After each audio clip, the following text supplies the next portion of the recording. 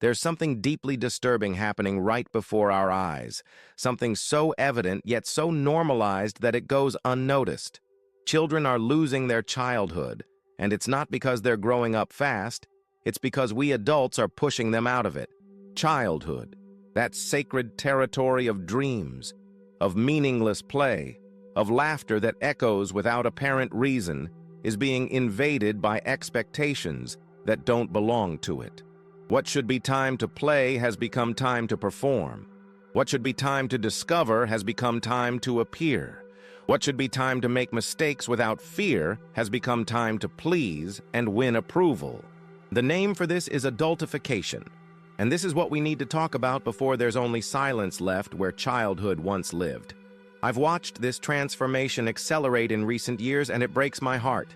We live in an era where we've never talked so much about protecting childhood, yet we've never sold so hard the idea that children need to look like adults to have value.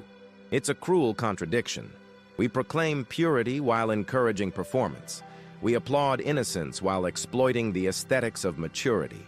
Deep down, we no longer know what to expect from childhood, and perhaps that's why we're destroying it without realizing it.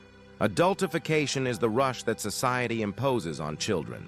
It's when we transform boys and girls into miniature adults, demanding from them a posture, an aesthetic, and a maturity that doesn't belong to their age. It's dressing a small body in clothes that belong to a large one. It's putting makeup on someone who should still be playing with finger paints. It's teaching choreographies that simulate sensuality to those who have barely learned to write their own names. It's giving emotional responsibilities to those who barely understand their own emotions. Adultification is, in essence, stealing time that doesn't come back and condemning children to live experiences they cannot process. Anyone who thinks adultification started with social media is mistaken.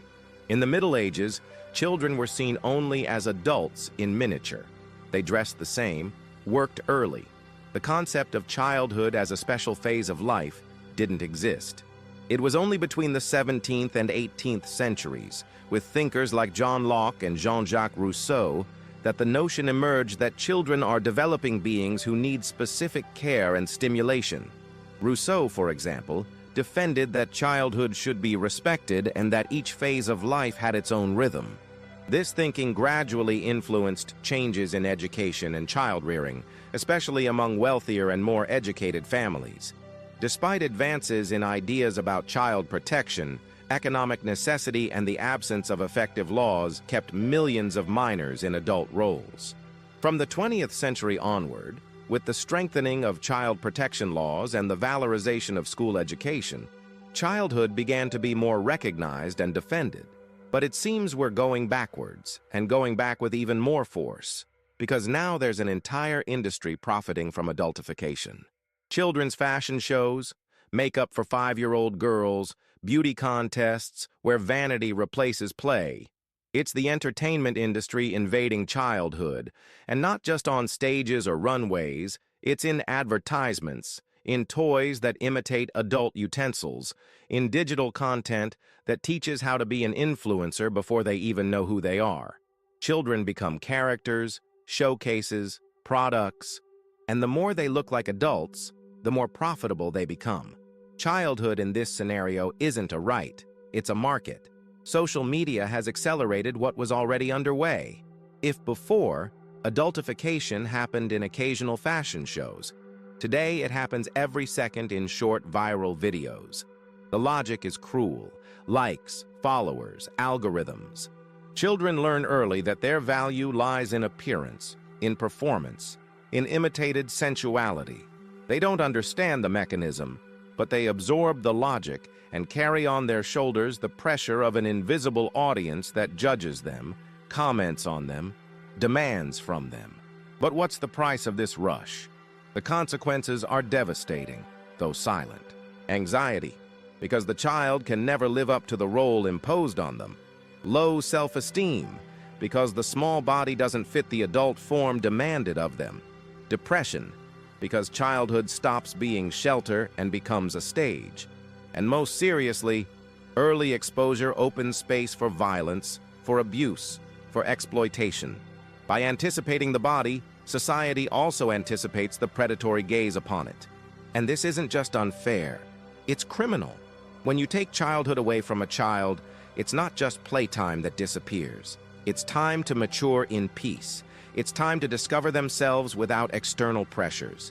Adultification destroys identity construction because before the child understands who they are, they've already been informed about what they should be. And when they try to be what they're not yet, they fail. And when they fail, they suffer. Childhood should be the space for error, for experimentation, for lightness. But adultification transforms error into shame. And shame, when cultivated too early, becomes a burden that accompanies them into adult life. Psychologists warn, we've never seen so many cases of anxiety and depression in children as today. Never have so many 9, 10, 11-year-old girls looked in the mirror and felt hatred for their own bodies. Never have so many children felt tired of being children. And all this because they're forced to fit into molds that weren't made for them, because they confuse acceptance with likes, because they confuse affection with public approval, because they confuse value with appearance. In this confusion, childhood stops being shelter and becomes a battlefield against themselves. Adultification isn't just an individual problem. It's a social problem.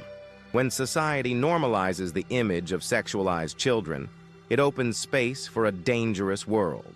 When media profits from premature aesthetics, it opens space for predatory gazes. When algorithms reward adult performance in children's bodies, they don't just influence children, they encourage adult predators to consume these images. It's a perverse cycle that begins with innocent applause and ends in devastating abuse. Child adultification feeds sexual violence, and denying this is closing our eyes to the cruelest reality. The market discovered that children sell.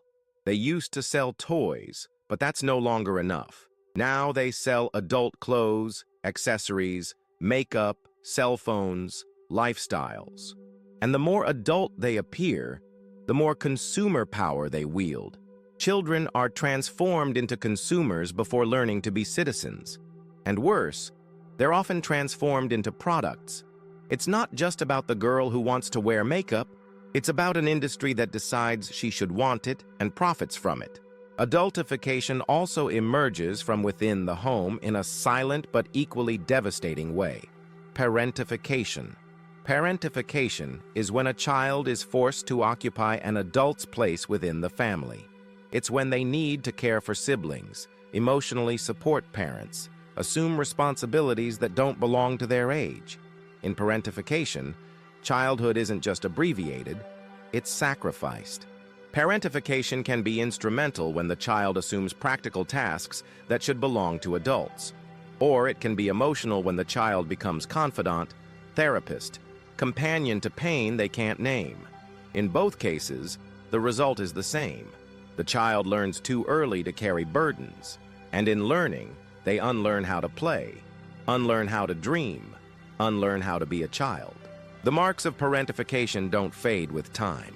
Many adults who were parentified still carry difficulties in trusting, in surrendering, in relaxing.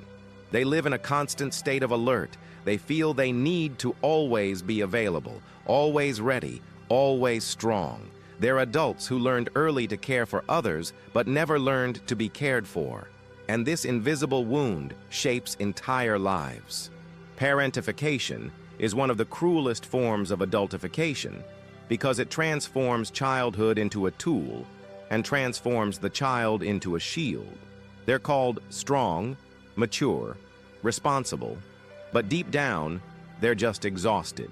Exhausted from living roles they didn't choose. Exhausted from carrying burdens they shouldn't know about. And all this in silence, because unlike the child who performs on stage, the parentified child has no audience, only solitude. Not always does parentification arise from vanity, projection, or carelessness. In many families, it's born from necessity.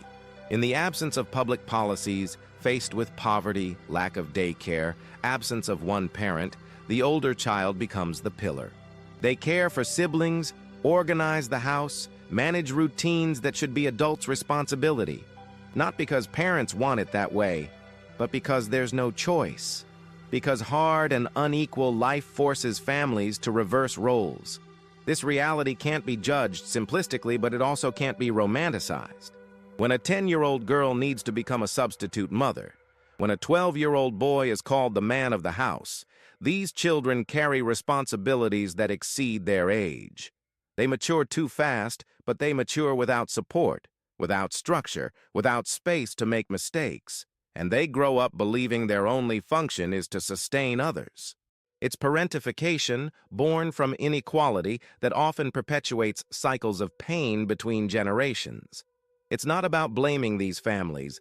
They do what they can with what they have. But it's about looking at the problem collectively. Because when society abandons families, childhood pays the price. And when childhood is sacrificed, we all lose. True protection against parentification by necessity won't come just from families, but from public policies that guarantee support, accessible daycare, real support so no child needs to become an adult before their time. Each society reveals its soul by how it treats its children. If we protect them, we have a future.